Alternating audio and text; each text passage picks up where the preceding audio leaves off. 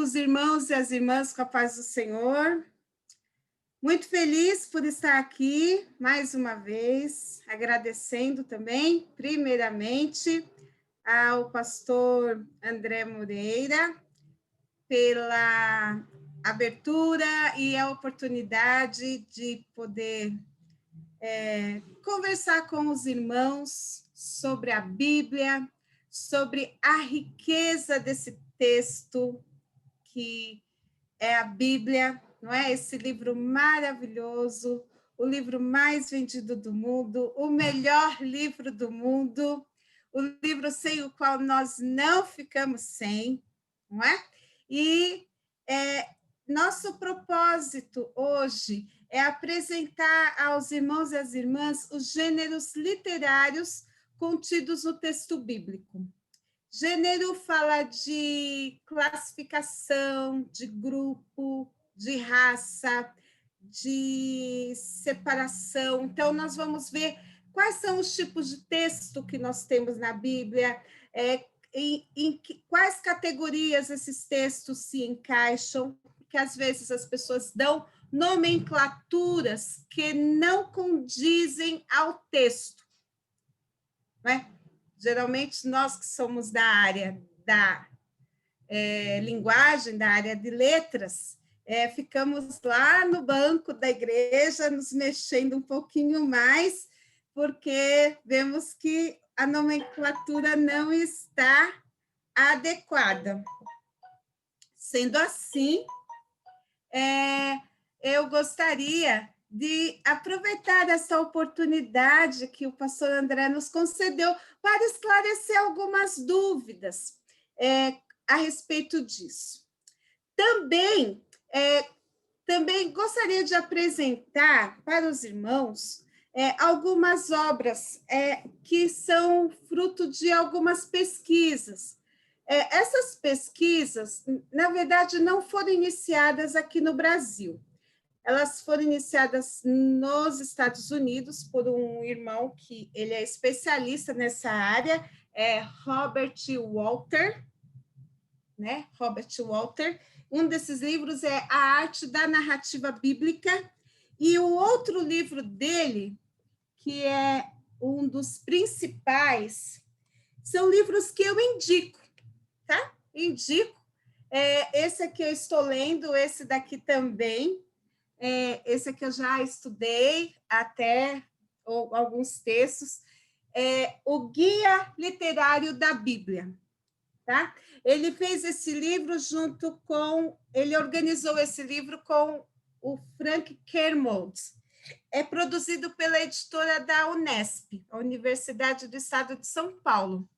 Mas ele, como pesquisador da área de literatura hebraica, ele é especialista na área de literatura hebraica. Ele provou, por meio das suas pesquisas, que a Bíblia também é literatura.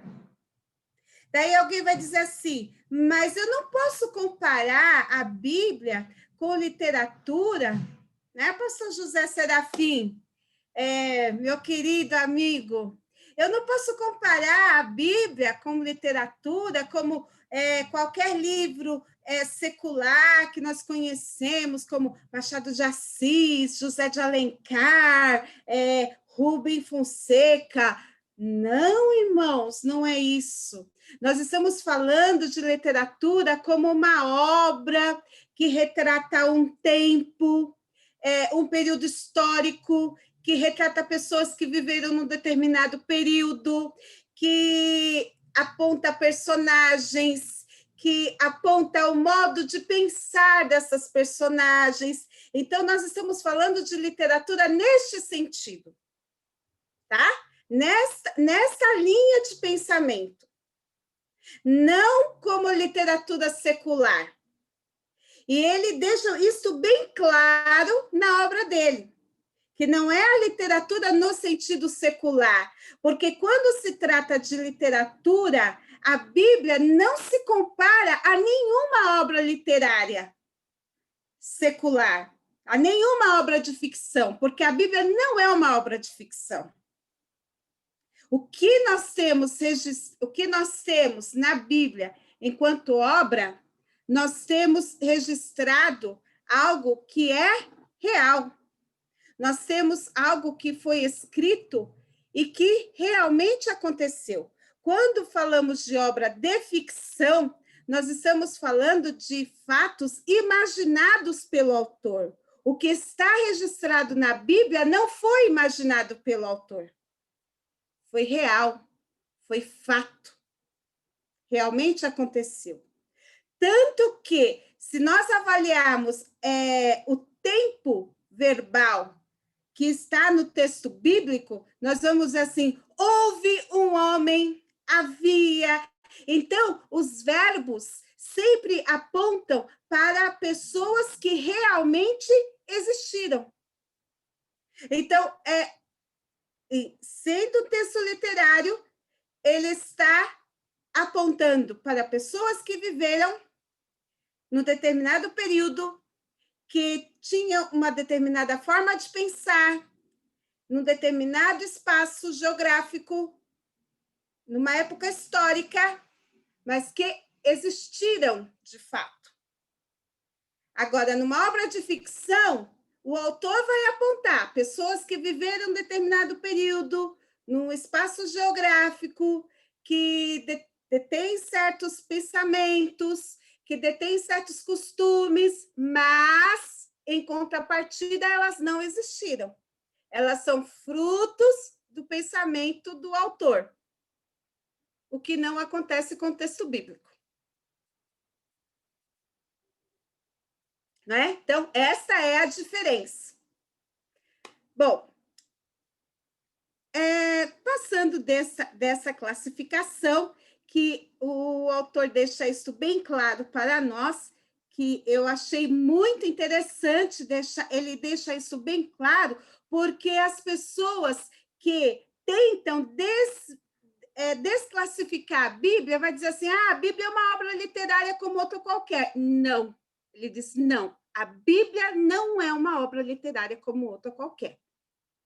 Ela é uma obra literária, mas não é uma obra literária como outra qualquer. Tanto que podemos fazer uso daquilo que aprendemos em literatura, em gramática, para estudar o texto bíblico. Usamos o que aprendemos lá na área de gramática, não é? Na área de figuras de linguagem, estilística, que é hermenêutica, não é? Quando você estuda hermenêutica, você emprega o que se aprende na área de linguagem, é da área de estilística. Você vai estudar no texto bíblico. Mas você emprega aquilo no texto bíblico e verifica no texto bíblico também, porque é linguagem. Mas você sabe que aquilo que está escrito é verdadeiro.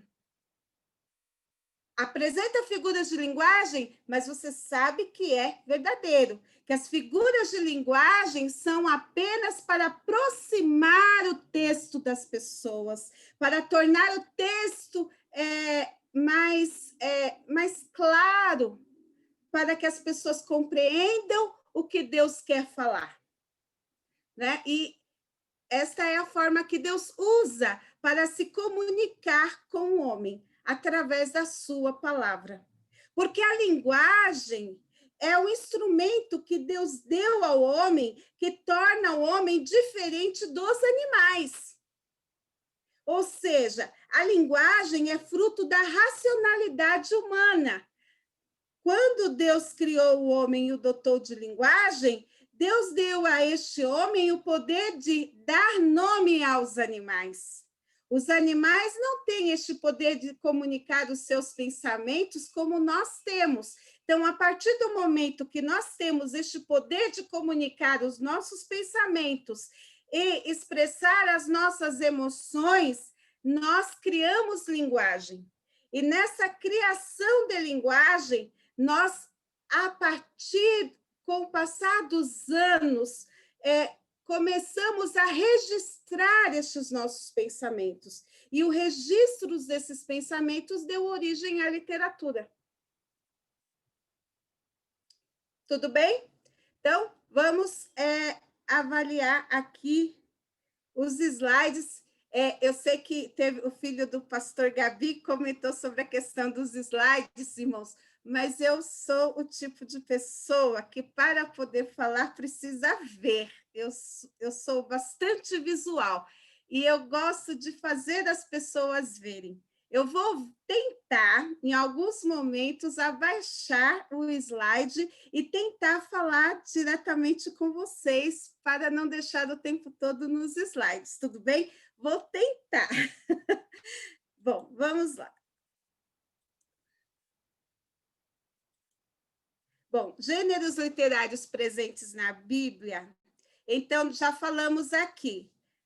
Famílias de obras dotadas de atributos iguais ou semelhantes. Então, nós vamos observar quais são as obras que têm características parecidas, são as obras que têm os gêneros literários parecidos, não é? E gênero vem do latim, que quer dizer família, raça, agrupamento de seres com características comuns.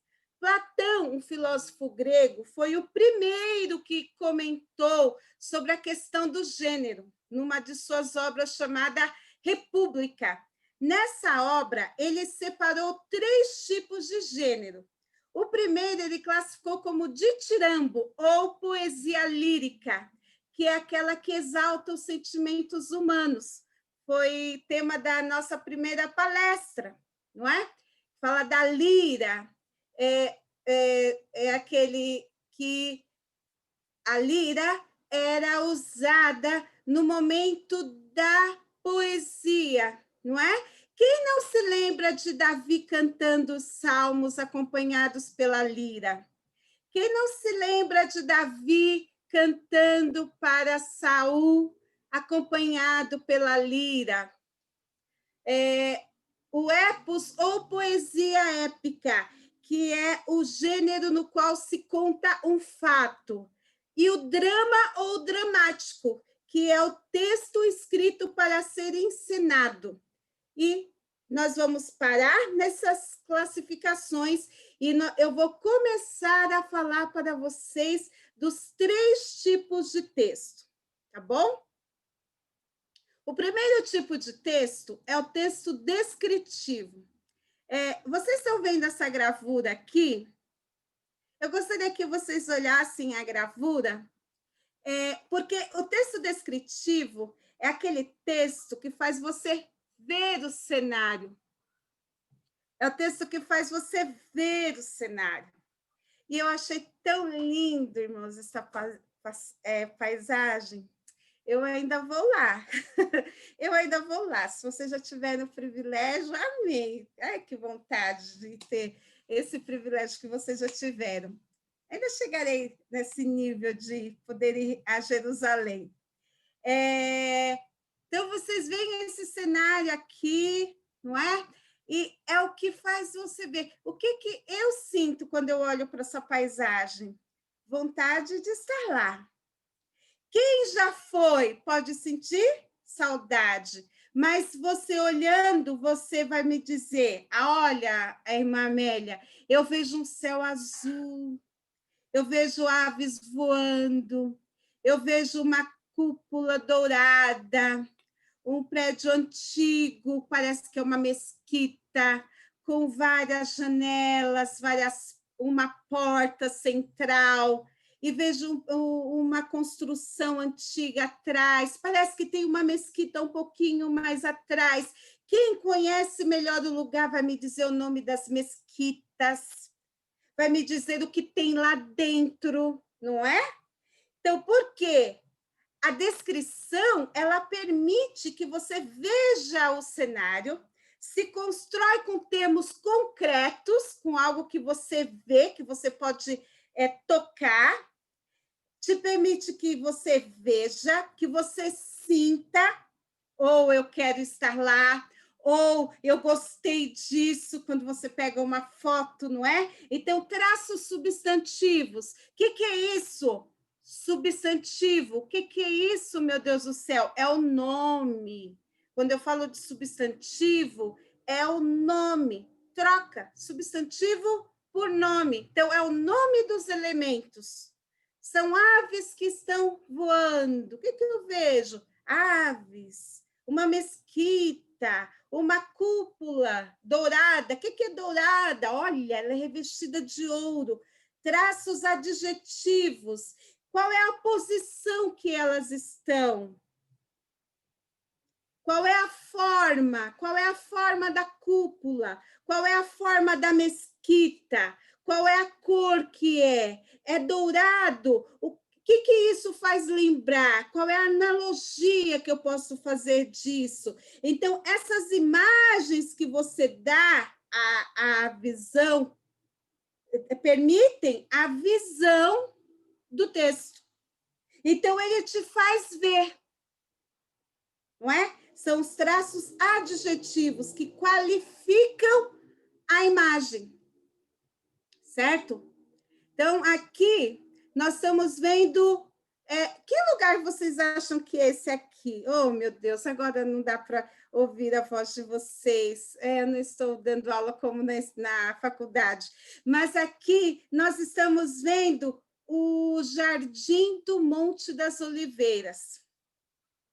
Então, conhecendo o que aconteceu no Jardim do Monte das Oliveiras, que é o Jardim do Getsemane, não é? Você tem conhecimento dos fatos, lembrança do que aconteceu ali, então você tem imagens mentais de fatos que ocorreram ali. Embora você não estivesse ali, você tem ideia do que ocorreu ali. Então, você pode dizer, olha, as árvores das oliveiras produzem azeitonas que são verdes como? Compara. Elas são árvores retorcidas, elas são árvores baixas. Quando eu cheguei ali no Jardim do Getsemane, quando eu fui a Jerusalém, parecia que eu ouvia aquele tropel de soldados vindo prender Jesus. Ai, eu me senti tão mal, aquilo me deu uma tristeza tão grande.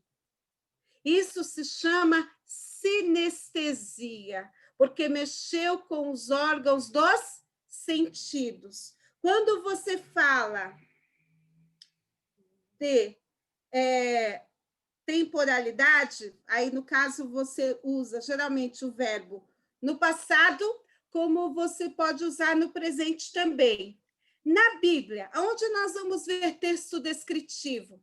Quando você vê Deus detalhando a arca para Noé, parece que você enxerga a arca, o tamanho da arca. Depois que você tem as medidas da arca ali, você aprende quanto que dá um côvado, você pode até calcular mais ou menos qual é o comprimento da arca, não é verdade? Então, aquilo faz você ver os detalhes do tabernáculo. A visão de Ezequiel, quando Ezequiel estava vendo lá os querubins diante do trono, é tão interessante porque ele faz uma descrição tão rica.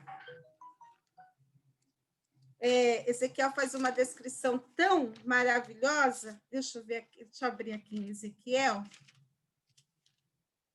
Ezequiel 1. Ele diz assim, ó: cada ser vivente tinha duas asas, unidas cada uma à do outro, com as das outras duas asas eles cobriam o corpo. Então ele coloca detalhe por detalhe. Cada um andava para a sua frente, para onde o espírito ia, eles iam, não se viravam quando se movia. O aspecto dos seres viventes era como carvão em brasa, a semelhança de tochas. Viu aí a comparação? O fogo corria resplandecente por entre os seres viventes. O tempo verbal está no pretérito imperfeito. Porque ele está apontando para algo que está no passado. Os seres viventes se gazeavam à semelhança de relâmpagos. Ou seja, ele usa a figura de algo que nós conhecemos, que é o relâmpago, para explicar como eram os seres resplandecentes. Ele usa o aspecto deles para dizer que era como carvão em brasa. Então, ele sempre vai partir de uma figura para poder explicar como era. E assim ele vai esclarecendo a comparação. Então, você vai observar todos esses elementos aqui. Quando você vai para Apocalipse 21, Apocalipse 21 e 9,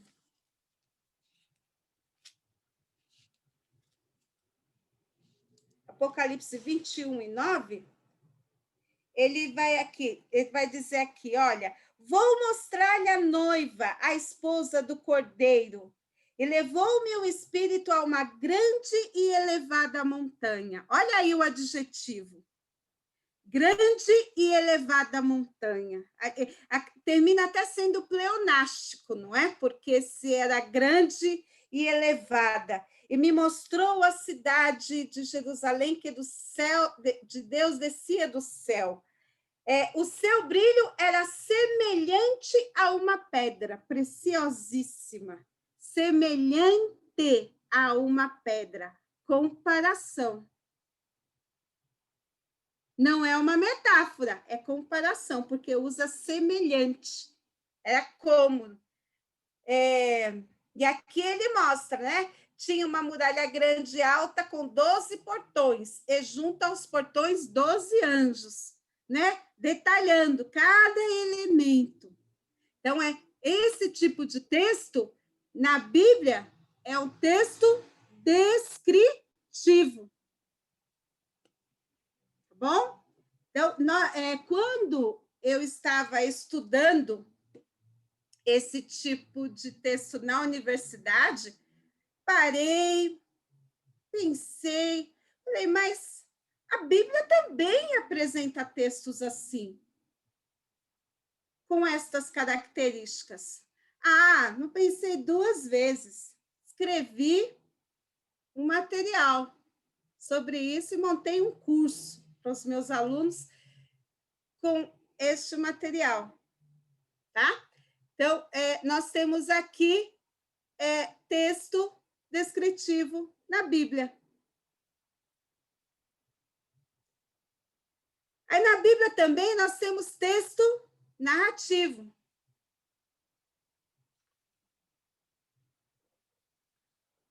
Geralmente, as pessoas falam, por que a narrativa? A narrativa. O que é a narrativa, meu Deus? A narrativa é um relato de um fato, de um acontecimento, onde personagens atuam. Então, para ser narrativa, é preciso ter personagens, um enredo, uma história, é preciso haver tempo, espaço e um narrador, alguém que conta a história. Então, a narração é quando há alguém que conta a história e nessa história há personagens. Há personagens que estavam numa situação e essa situação mudou. Aí eu coloquei aqui quem? Quem que a gente pode colocar numa situação dessa? José, gente. Filhinho querido do papai, preferido da mamãe, dentro de casa, numa boa, dentro de casa não, na tenda, numa boa, feliz da vida. De repente, o pai diz: vai lá, José, vai lá ver onde seus irmãos estão, José. Aí o José vai lá ver os irmãos. Quando chega lá, os irmãos falam: é hoje. É hoje que nós vamos acabar com ele. Aí o Judá vem e diz: não, não vamos fazer isso, não. Então, tem uma mudança de situação, não é? E agora o José, que era o queridinho da mamãe, já não é mais. Já não pode ficar mais na posição de queridinho. Ah, não, a mamãe já tinha ido, não é? Perdão, a mamãe já tinha ido. É, mas era o queridinho da mamãe, ainda bem que eu falei era. É, aí ele já mudou de estado, já não estava na mesma situação. Já foi parar no fundo do poço, por causa do Judá. O Judá falou, não mata não, vamos vender. Aí jogaram o pobre do José no fundo do poço. Então, você vê ali que os episódios vão se encaixando, um atrás do outro, não é? E você fica na expectativa. Suponhamos que você não conhecesse a história, que você fosse contar a história do José para o seu filho, para o seu netinho, que fosse, se você dissesse assim, olha, eu vou parar aqui. Os irmãos de José resolveram matar ele. Você falasse assim, agora vamos parar aqui. E deixa o menino lá na expectativa. Amanhã eu te conto se os irmãos do José mataram ele ou não. Vai deixar a pobre da criança esperando a próxima parte do episódio, não é? Porque os episódios se sucedem. Aliás, gente, foi uma das histórias que meu filho mais gostou, foi a história do José. Ele falava a história do José. Então, há algumas coisas se anulam e outras permanecem. E daí a história dá uma reviravolta, porque o José, que nós achamos que os irmãos iam matar, foi para o fundo do poço, foi vendido e foi parar na casa do general como escravo. E de escravo, ele se tornou mordomo. Então, veja só, anula o papel do escravo para ser mordomo. E de mordomo, ele vai para preso. Você percebe? Anula uns e permanece outros. Estão percebendo aqui os itens da narrativa? Percebem? Estão sentindo? Aí permanece outros. E de preso, ele vai para governador. Então, percebe? Anula uns, permanece outro. Anula uns, permanece outros. E isso vai tornando a narrativa cada vez mais complexa. E a narrativa tem esse detalhe importante, que o tempo verbal é pretérito perfeito, então o José foi vendido. É o pretérito perfeito. Ah, o José trabalhava na casa do Potifar, pretérito imperfeito. Então, é isso. O enredo é esse desenrolar da história do José, as coisas que vão acontecendo, essa trama da história. O tempo é quanto tempo José ficou na prisão? Quanto tempo José ficou na casa do Potifar? Quanto tempo José ficou como escravo, não é? E o espaço, em quais lugares José ficou? Quem são as personagens da história? Quem é o narrador? Quem conta a história do José? Bom, daí é claro que vocês vão me dizer, é claro que foi o Moisés. E eu creio que, e eu tenho certeza que sim, porque só Moisés mesmo para contar uma história tão linda quanto essa. E essa história vai se dar no livro, é claro que não é só no livro de Gênesis 37. A história de Gênesis 37 é a história no qual Judá convence seus irmãos a venderem José. Eu coloquei aqui uma figura da novela de José, lá da Igreja Universal, mas me perdoem, porque foi a melhorzinha que eu achei na internet. Mas eu gostaria de mostrar para vocês também Gênesis 38. Porque tem uma coisa interessante nas narrativas, e isso é o Robert Walter que mostra. Quando você tem a história de José, entre a história de José e a história que vem em seguida, você fala, José ficou... Deixa eu ver, parar aqui. Isso. José foi parar no fundo do poço, não foi? E José foi vendido, não é? Daí, nós esperamos que, logo em seguida, o narrador, que é o Moisés, conte para nós aonde José foi parar. Nós queremos saber, meu Deus do céu, aonde foi parar o José? Não! Ele dá uma freada brusca na história. Do 37, ele vai para o 38 e começa a contar a história de Judá e da Tamar.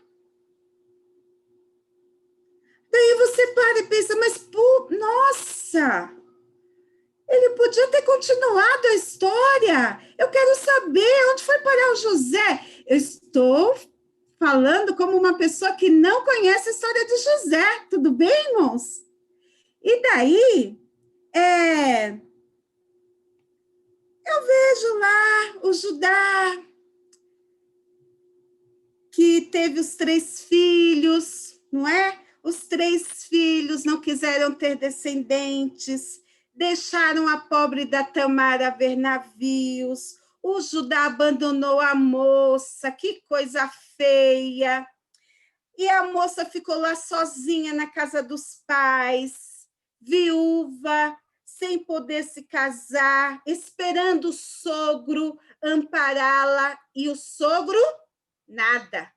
Então, a Tamar tomou uma iniciativa. Daí, nós vemos que os irmãos de José enganaram o pai. De que forma eles enganaram o pai? Com uma roupa banhada de sangue, de um cabrito. Quando Tamar encontrou Judá disfarçada, Tamar pediu a Judá algo que lhe desse garantia. Falou, olha, eu só me deito com você se você me der algo como garantia. O que ela pediu? Vamos lá, olha, eu até esqueci agora. Ela pediu o cajado, deixa eu ver, Gênesis 38, um cajado, cadê? Bom, ela pediu o cajado, o cordão e o selo. O cajado, o cordão e o selo. Um homem que tinha um cajado, um cordão e um selo, eram considerados para ele objetos de valor. Eram elementos particulares de afeição. Agora, a roupa listrada de José também era um elemento fruto da afeição do seu pai por ele. Também era um símbolo da afeição do seu pai por ele. Assim como eles se desfizeram, desnudaram José da sua roupa, que representava a afeição do seu pai por ele, Judá também se desfez dos seus elementos de afeição. O próprio Judá que deu a sugestão de vender José. Percebeu a relação entre as duas histórias? Então, o próprio Judá se desfez do selo, do cajado e do cordão, que eram objetos de valor, assim como a roupa listrada de José. e entregou para Tamar. Ele não pensou duas vezes, ele era inconsequente também.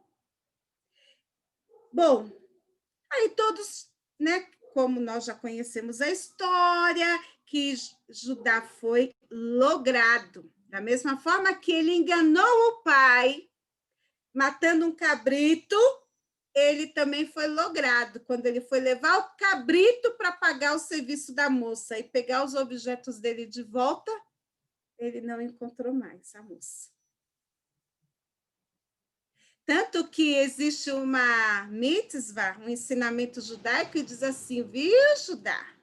Por um cabrito tu enganaste teu pai, e agora por um cabrito Tamar te enganou. Então, é bem interessante nós observarmos que o capítulo 38, na narrativa bíblica, não foi colocado em vão. Existia um plano divino para aquele texto ser colocado ali. E se nós observarmos também, você vê quando Jacó recebeu a notícia a notícia falsa da morte do filho, ele disse assim, eu descerei com o meu filho até a sepultura. Mas nós vamos ver mais à frente Jacó descendo mesmo até o Egito para encontrar o seu filho vivo. Então, nós vamos vendo que Judá desceu para encontrar Tamar. Então, a descida de José, a descida de Judá, a descida de Jacó. Então, existem elementos das narrativas que nós precisamos acolher e delas retirar lição. Então, as narrativas têm muitas lições a nos ensinar. Tá bom?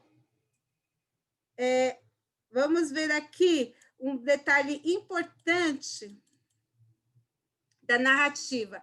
A narrativa tem uma situação inicial, que é quando ela começa.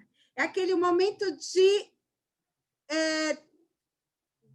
negociação com o leitor, quando se desperta o interesse do leitor. Aí vem o conflito.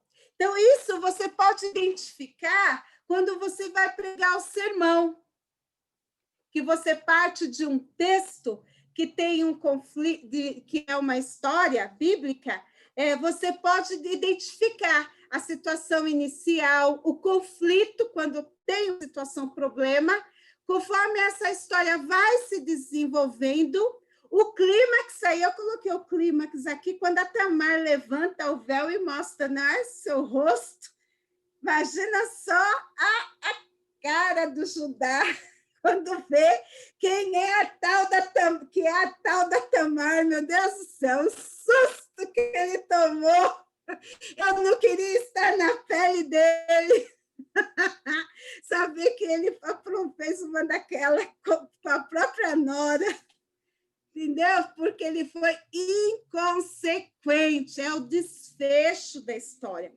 Então, o texto narrativo tem essas características que nós precisamos observar. Então, nem todo texto bíblico é narrativa.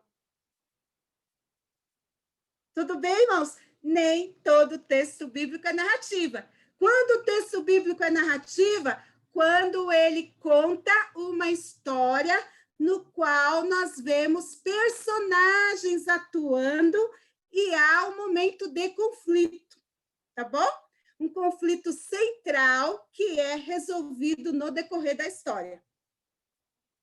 Aí, quando você vê a história de Davi e Golias, ali é uma narrativa riquíssima, maravilhosa. Momento do clímax, Davi vai jogar pedra no gigante, ali é maravilhoso. Então, ali, nossa, aquilo ali é demais. Aí a igreja estronda, né, nos glórias, Davi vai jogar e tá lá. Então, aquele é o momento do clímax. Bom? E daí nós temos também o texto argumentativo. É aquele texto que analisa, que interpreta, que avalia, que explica os dados da realidade. É o texto do professor da escola dominical. Professor de escola dominical precisa ser um bom argumentador. Professor da escola dominical precisa examinar com criticidade o que ele está estudando. Defender um ponto de vista pela argumentação. Não é. Já teve situações que eu já vivenciei do professor ficar nervoso na frente da classe. Eu não sei se os irmãos já viveram isso, do professor ficar nervoso, bravo. Inclusive, o professor era muito interessante que o professor defendia a predestinação. E o professor ficou nervoso na frente da classe, e os irmãos diziam que ele estava errado, e ele, não, porque... Então, gente, aqui nós temos dois moços aqui brigando, né, discutindo. Irmãos, termos abstratos precisam se tornar concretos, mudanças de situação, mas tem que ter argumento. Professor de escola dominical tem que ser bom para falar, argumentar. Você ganha o povo na conversa. Mas tem que ser uma conversa sadia. Tem que ser uma conversa que tenha comprovação bíblica. Paulo, nós estávamos conversando um pouquinho antes aqui, o pastor André e eu, sobre os grandes homens de Deus, como Spurgeon, Jonathan Edwards, Padre Vieira. Esses homens sabiam argumentar, eles eram bons nisso, né? Eram homens que tinham o poder da palavra. Então, professor de escola dominical precisa ter o poder da palavra. Eu não estou, é necessário pelo trabalho que ele faz.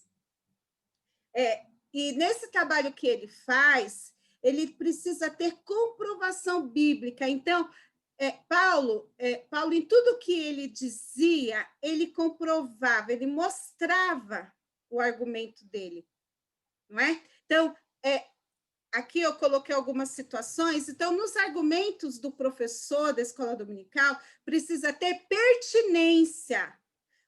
No argumento fala, isso tem a ver com isso. Causalidade, isto acontece por causa disso. Coexistência, isto acontece com isto também.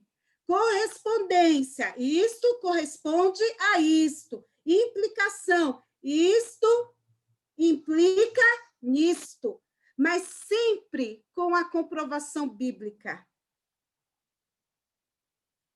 Verdades gerais para casos particulares.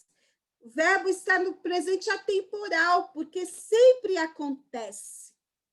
Porque quando você ouve esses homens de Deus pregando, o que eles ensinam serve para nós na nossa atualidade. Porque a palavra de Deus é eterna. A palavra de Deus é fiel. A palavra de Deus é verdadeira. Ela serve para todos os homens em todas as épocas. Ela não é apenas para os irmãos que viveram lá nos anos 1800. O que o irmão pregou lá no ano de 1800 serve para mim hoje, porque a palavra de Deus é a mesma. Ela produz os mesmos efeitos. Então, o verbo vai estar no tempo atemporal, ou seja, em todo tempo, não é? É caso observado, verificado. Eu não posso me basear numa situação e dali estabelecer uma teoria. E, às vezes, perder tempo com discussões sem fundamento nenhum, que a Bíblia não diz nada sobre isso, e ficar chateada, me aborrecendo com os irmãos, por discussões que a Bíblia não menciona nada sobre esse assunto. Então, se a Bíblia não fala nada sobre esse assunto, se a Bíblia não deixa isso claro, irmãos, não precisa perder tempo com discussão. Às vezes a gente vai se aborrecer por quê? Não é? Então, apenas aquilo que eu tiver como comprovação bíblica. Até coloquei aqui uma Bíblia com um martelo de juiz, sabe? Porque a palavra de Deus é quem julga. É a palavra de Deus é que é a autoridade. É a palavra de Deus que estabelece o consenso. É a palavra de Deus que é a verdade. É a palavra de Deus que dá a fundamentação lógica. Então, Platão e Fiorin, que são dois estudiosos da linguagem, comentam sobre esses casos aqui, mas eu estou aplicando tudo isso à palavra de Deus, porque a palavra de Deus é a autoridade, ela mantém o consenso, é ela que nos permite observar e ela que dá o fundamento. Então, tudo que nós vamos ensinar com Bíblia, fundamentar na palavra de Deus, e aí você ganha o argumento. Você quer ganhar seu argumento? Apresente a palavra. Não tenha medo. Apresentou a Bíblia, pronto. Não tem mais o que discutir, né? Vamos falar um pouquinho de poesia? Vamos falar um pouquinho de poesia? Então, gêneros literários. Vamos voltar aos gêneros literários. O gênero lírico, que vem do latim lira, vai lembrar os gregos que cantavam as suas poesias, e é um gênero no qual o autor expressa os sentimentos do ser humano. E esse tipo de gênero, ele se apresenta de diversas formas. E em uma delas, ele se apresenta em forma de soneto. E eu coloquei um soneto aqui, que é de Luís de Camões, que nasceu em 1524 e morreu em 1580. Diz que ele morreu escrevendo um soneto, não é? E um dos sonetos que ele escreveu foi com base numa história bíblica, que o soneto é um poema escrito. Eu já expliquei para vocês que o poema é a forma e a poesia é o conteúdo. Então, o poema tem duas estrofes com 4 versos e 2 estrofes com 3 versos, tá? Ao todo, são 14 versos e são 2 estrofes com 4 e 2 estrofes com 3. Então, 7 anos de pastor Jacó servia. Labão, pai de Raquel, serrana bela, mas não servia ao pai, servia a ela, e a ela por soldada pretendia. Os dias na esperança de um só dia, passava contentando-se com vê-la. Porém, o pai, usando de cautela, em lugar de Raquel lhe dava Lia. Vendo o triste pastor que, com enganos, lhe fora assim negada sua pastora, como se a não tivera merecida, começa a de servir outros 7 anos, dizendo, mas servira se não fora, para tão longo amor, tão curta vida. Então, está de acordo com a Bíblia. Bom, então, esse é um dos sonetos dele. Camões foi um sonetista maravilhoso. No Brasil, como grande sonetista, nós temos Olavo Bilac, né? Olavo Bilac, Raimundo de Oliveira, da época do... E aqui, irmãos, eu coloquei uma foto minha, nos meus 20 anos. Ai, que saudade. Por que eu coloquei essa foto aqui? Porque nós tínhamos aquela época que nós trabalhávamos,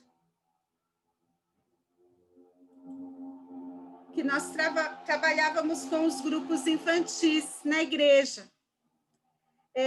E há uns anos atrás, nós fazemos aqueles trabalhos de poesia. Eu não sei, as irmãs se lembram desse tempo, os irmãos. Eu tenho muita saudade desse tempo, e eu trabalhei bastante nessa época com as crianças da minha igreja.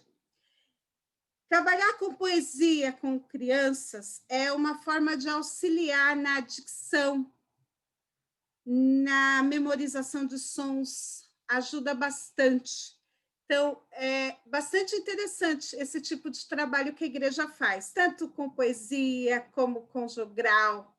Então, trabalhar com gênero lírico é bastante interessante. Então, nós, na igreja, nós fazemos um trabalho muito bom nessa área, porque nós cantamos. E os hinos da harpa, por exemplo, eles são textos de gênero lírico. São textos de gênero lírico, escritos de acordo com a proposta de gênero lírico. Os hinos da harpa, nós temos os salmos, que são textos de gênero lírico, nós temos os livros de Cantares de Salomão. Então, nós temos vários textos bíblicos que são escritos na forma e no conteúdo de gênero lírico. E isto nos garante que as pessoas tenham uma capacidade fantástica de trabalhar essa questão da poesia e nos coloca à frente de outros, não é? Porque o pessoal que não pertence ao nosso grupo, né, cristão, geralmente cantam diversas músicas aí, mas as outras músicas que não são cristãs não têm um conteúdo tão rico quanto as nossas. Geralmente são letras destituídas de conteúdo. E nós temos esta vantagem de cantar músicas ricas de conteúdo e ricas de elementos linguísticos. E isso nos coloca na frente dos outros. Não só em nível de música, como em nível de leitura de textos. E geralmente os nossos filhos terminam até se destacando na escola quando se trata de falar, de declamar textos e tudo mais, porque nós fazemos esse tipo de trabalho na igreja. Tá bom?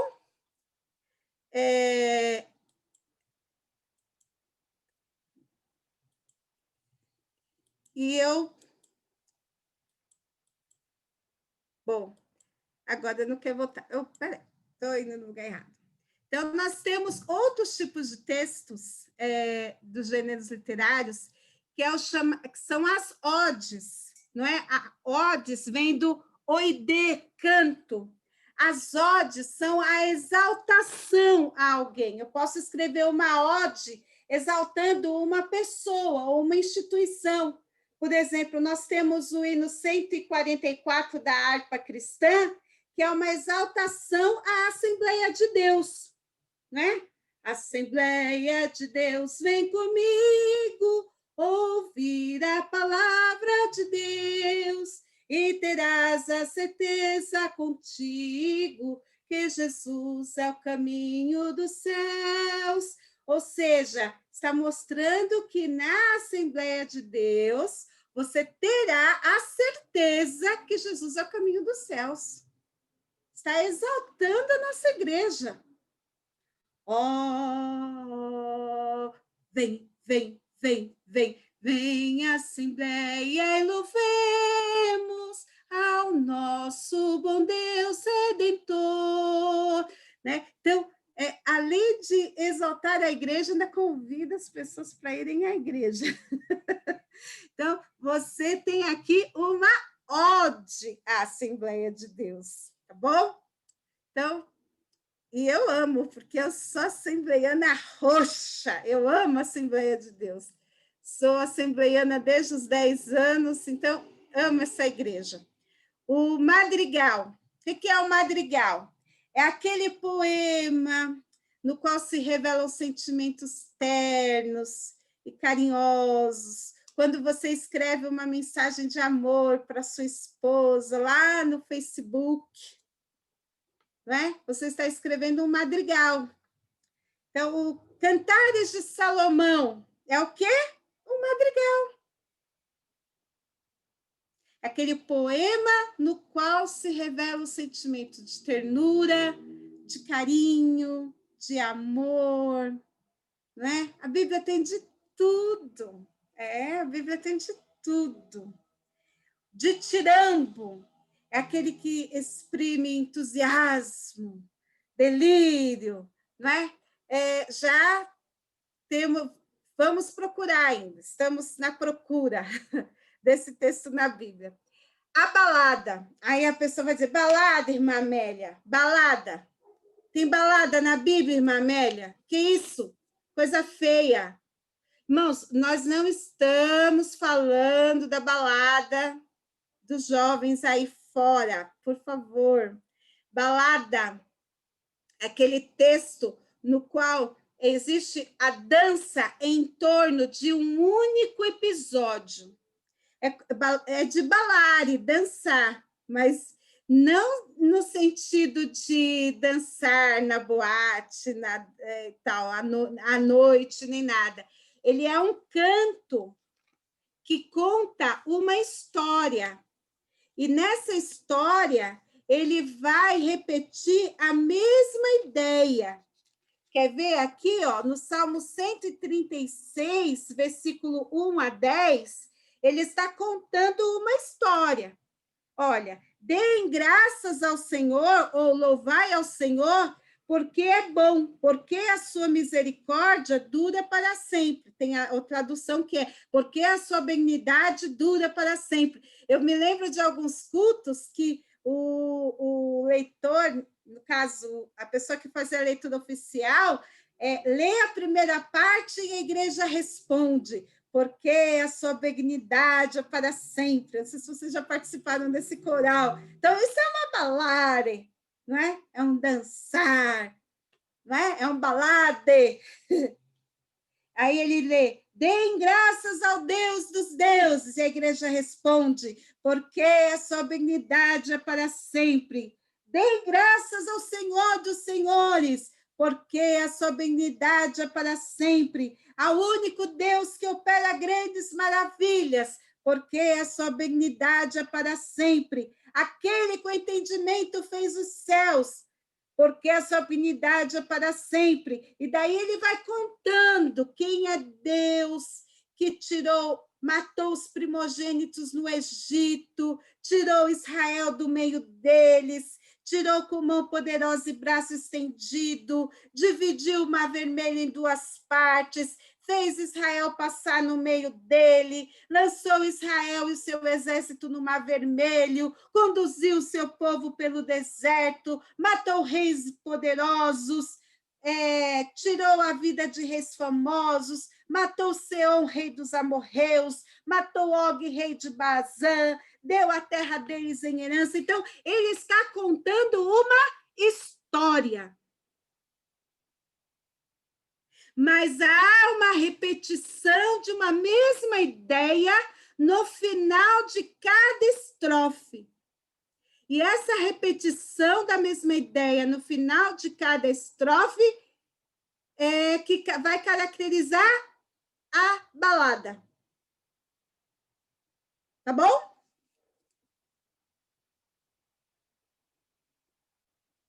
E daí nós vamos ter a elegia.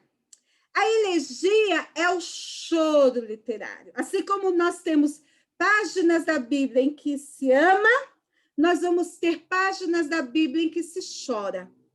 Páginas da Bíblia em que se chora, vocês vão me dizer na hora. Ai, irmã, nem precisa falar. Lamentações de Jeremias, verdade.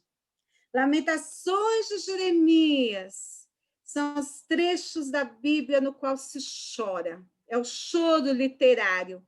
São os textos onde se revelam sentimentos tristes. Jó também, né? Não podemos negar que os textos de Jó são uma elegia. E existem os hinos. Na Bíblia também se canta, na Bíblia se chora, na Bíblia se fala de amor, na Bíblia se canta, na Bíblia se louva, na Bíblia existe adoração, homenagem. Né? Nós temos o hino de Zacarias, nós temos o hino de Ana, nós temos o hino de Maria, de Miriam, de Moisés, é homenagem, dedicação. Agora, existe a canção. E tem uma coisa interessante. Quando você canta para adorar, é que nós aprendemos na Assembleia de Deus que tudo é hino. Mas existe uma diferença entre hino e canção. Por exemplo, o 15 não é um hino, é uma canção evangelística. Mas é claro que ninguém vai chegar lá na igreja dizendo: olha, irmão, não é um hino, é uma canção. Nós não vamos... Isso aqui é uma definição de literatura. Mas nós não vamos chegar corrigindo, porque nós aprendemos sempre que é um hino, não é? O povo de Israel sempre cantou, não é? Os salmos, os hinos de louvor a Deus.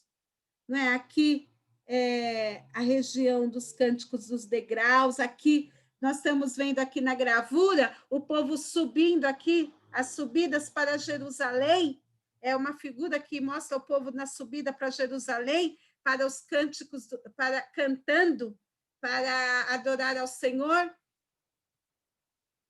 Então, essa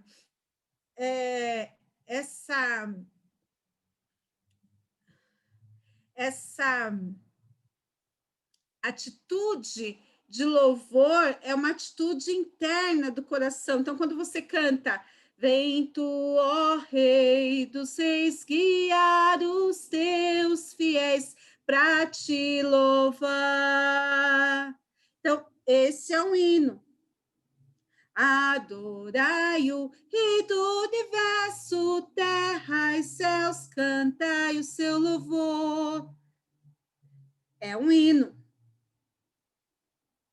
Agora, quando eu digo, eu preciso de Jesus, tu precisas de Jesus, pecador vem para a luz que resplandeceu na cruz, tu precisas de Jesus. É uma canção evangelística. Estou evangelizando. Então, há uma diferença. Mas, como nós aprendemos que tudo é hino, então vamos continuar falando hino, tá bom?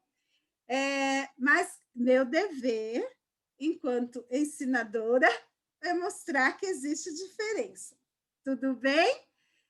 Aí nós temos o gênero épico. Épo vem de epos, narrativa, recitação. Essa definição veio com Homero, não é? Quando ele escreveu a sua Odisseia, aquela história lá do cavalo de madeira, e que o pessoal invadiu Troia, né? Tá aquela figura do cavalinho de madeira aqui, que veio na história do presente de grego, que entrou na cidade de Troia, destruiu tudo. Então, são a história dos grandes heróis, né? Quando se fala de Odisseia, se fala de grandes heróis, as epopeias, são aquelas narrativas de caráter heróico, grandioso, que envolve uma nação. Então, tem um herói de uma nação. Quando você fala de Davi, você fala de uma epopeia. Porque Davi era um herói para o seu povo. Não é? Então, era como se ele fosse uma pessoa aquém do que se esperava de um ser humano. Ele era uma pessoa fantástica. Ele tinha qualidades que iam além do que se esperava de uma pessoa normal. Então, o épico, ele procura cantar o todo, ele procura cantar a nação e o seu herói, não é? E envolve diversos aspectos da realidade.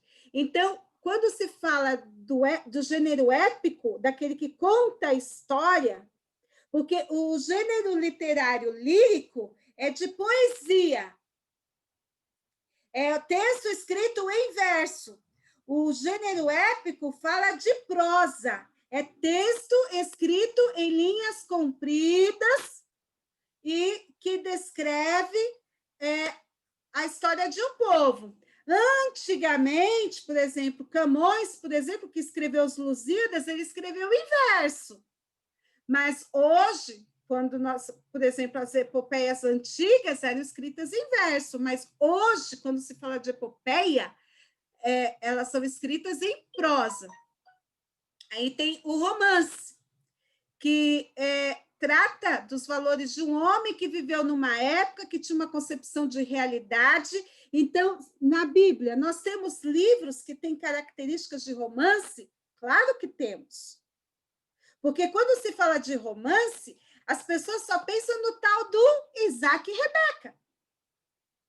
Ah, é o Isaac da Rebeca? Não, não é o Isaac e Rebeca. Embora a história do Isaac e da Rebeca tenha características de romance. Gênesis tem características de romance. A história de Juízes tem características de romance? Tem, porque está contando a história de um povo.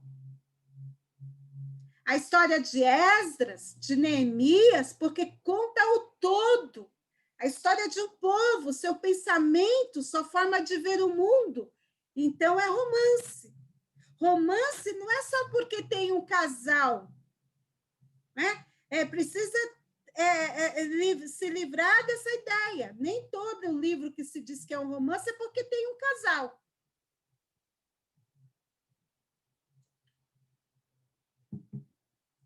Então, romance vai responder as perguntas: quem, o quê, quem aparece na história, o que ele faz, quando, em que época, onde, em que espaço. Então, aqui nós vemos a cidade de Davi. Por que ele fez isso? Então, ele vai responder estas perguntas, tá? Quando se fala de novela, a novela, quando eu ponho o texto no Drive, o texto perde um pouquinho da formatação original, fica assim. A novela, por exemplo, o livro de Esther e de Ruth tem características de novela, não é? Porque visualiza setores da sociedade, são cortes na vida da personagem e dá à história uma feição bem dramática, não é? A crônica, ela apresenta um período, um tempo, uma época. Então, é um instante. Você vai a um lugar, por exemplo, a um restaurante, e você vê um grupo de irmãos ali. E você quer contar o que aconteceu ali. Então, você escreve um texto contando o que você viu. É uma crônica. Agora, o conto. O conto é aquele que tem unidade de tempo, espaço e ação. Daí eu me deparei com um fato. Histórias de livros com o nome de Bíblia, Bíblia dos Contos Magníficos, contos bíblicos, contos bíblicos. E eu pergunto para os irmãos: existem contos bíblicos para crianças?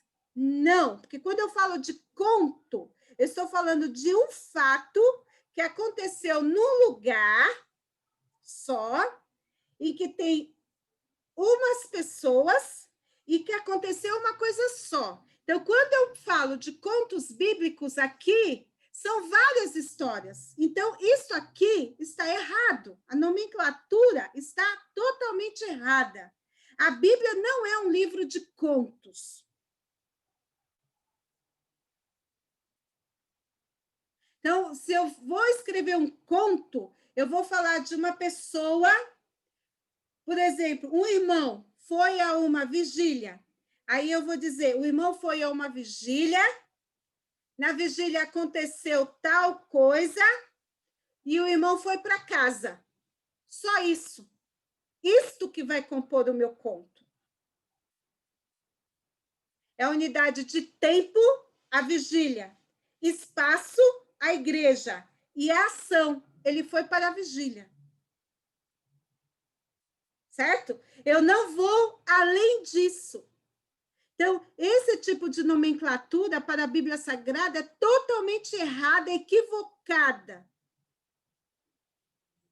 E a fábula? A fábula é um texto de caráter fantástico. Aqui, o autor, no caso, que dá a classificação, diz que é inverossímil, porque os seres que participam da fábula não têm vida.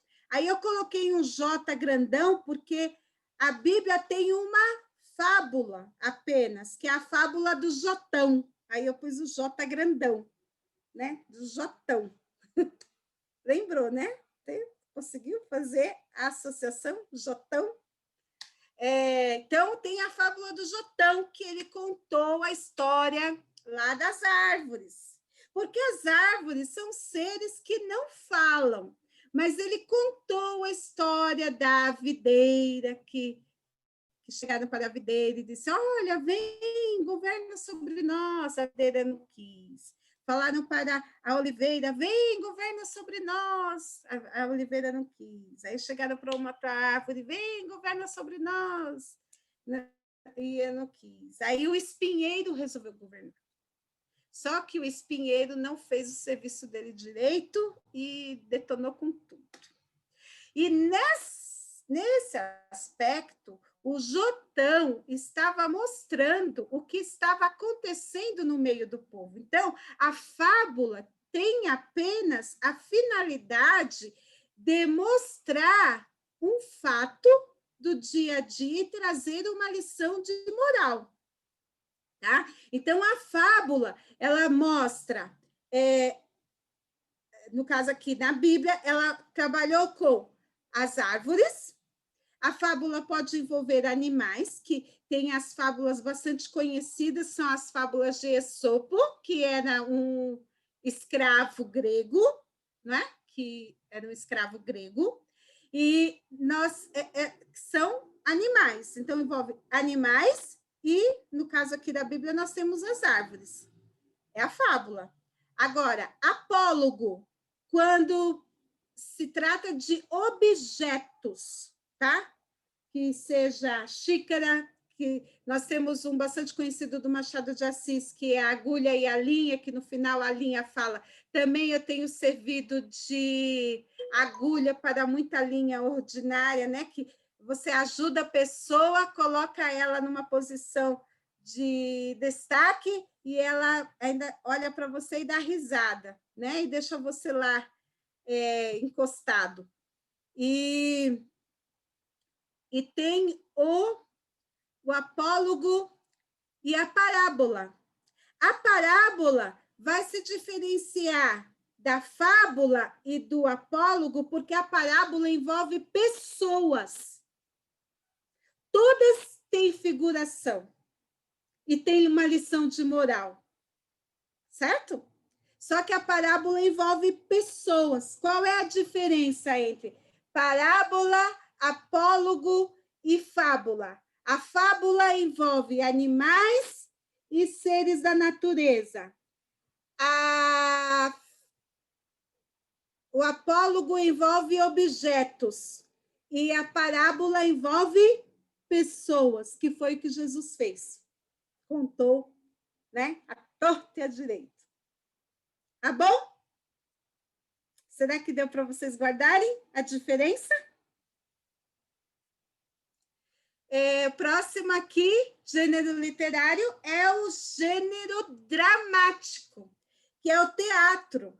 O teatro foi uma criação dos gregos. Então, nós temos aqui duas máscaras, não é, em destaque, que é a máscara que ri. A máscara que ri representa a comédia, e a máscara que chora. A máscara que... o teatro foi um instrumento da Igreja Católica para catequizar os índios no Brasil. Não é? Os jesuítas usavam o teatro para isso. E na Idade Média se usava bastante o teatro para satirizar as pessoas. Não é? Gil Vicente usou bastante isso. Nós, na igreja, podemos usar o teatro? Claro que podemos. Mas nós devemos usar o teatro de forma correta. Hoje, eu estava vendo uma apresentação E, às vezes, algumas pessoas vão cantar e ficam aqueles coreógrafos atrás. Daí você não sabe se você olha para a pessoa que canta ou se você olha para o coreógrafo. Então, é meio complicado, não é? Então, aqui, olha, gente, esse aqui é meu filho. Vocês conhecerem meu filho, quando fez uma apresentação na igreja há uns 3 anos atrás. Aqui ele fez uma apresentação de José, mas não foi o José do Gênesis, foi do José e a Maria. Teatro é bastante interessante, principalmente entre as crianças, porque quando a criança faz o teatro, ela vivencia a história. E vivenciar a história bíblica é uma forma de aprendizagem, tá? Então, o teatro na igreja, ele deve ter uma finalidade instrucional e promover o crescimento da fé cristã. Ele tem que ter a finalidade de edificação da igreja, tá? Aí vem a tragédia quando tem um final triste. Tem a comédia pode fazer parte da igreja, pode ser usada na igreja, lembrando que os atores da comédia, eles eram atores que viviam de uma aldeia para outra, porque os seus trabalhos não eram prestigiados. Aqui eu coloquei, né, o pastojão, chama na comédia, pastojão.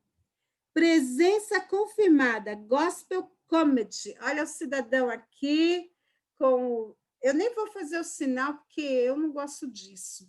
Não combina comigo. Não combina palhaço com Bíblia. E aqui tem uma demonstração do Alto da Barca do Inferno, que é uma peça de Gil Vicente, no qual ele satirizava a igreja. Não combina stand-up com igreja. Então, comédia não tem lugar na igreja. Tá? E atrás de comédia acontece uma porção de coisas ruins, mas o final é alegre e divertido. E o roteiro surgiu no cinema. Bom, há muitos filmes cristãos de boa qualidade. E o script é correspondente à telenovela ou à radionovela. E há também o gênero ensaístico. Dentro desse gênero ensaístico, nós podemos falar do gênero sapiencial, que são os textos de Provérbios, Eclesiastes, que são os livros de sabedoria, e nós podemos falar também do gênero epistolar, que são das cartas de Paulo, tá? Esse texto, esse gênero tem a preocupação em transmitir verdades aos leitores, em ensinar, em mostrar aos leitores o pensamento, a experiência, a observação, procurar expor a verdade da palavra de Deus aos leitores. Esse tipo de gênero é o gênero que merece o nosso respeito, não é? E a Bíblia está repleto de textos assim. Nas epístolas de Paulo, nós temos o gênero epistolar, que é um texto que tem um destinatário, e é um texto sério. Os textos sapienciais, que são subdivisões do gênero ensaístico e dos textos dos livros que nós lemos, não é? Nós que somos estudiosos com mais dinamismo, não é que estudamos mais, nós somos devoradores dos textos de gênero ensaístico. E, bom, por hoje é só. Chega, não é? Bom, é isso. Eu agradeço imensamente. E eu acho que eu já falei o suficiente. Pastor André, o senhor está com a palavra.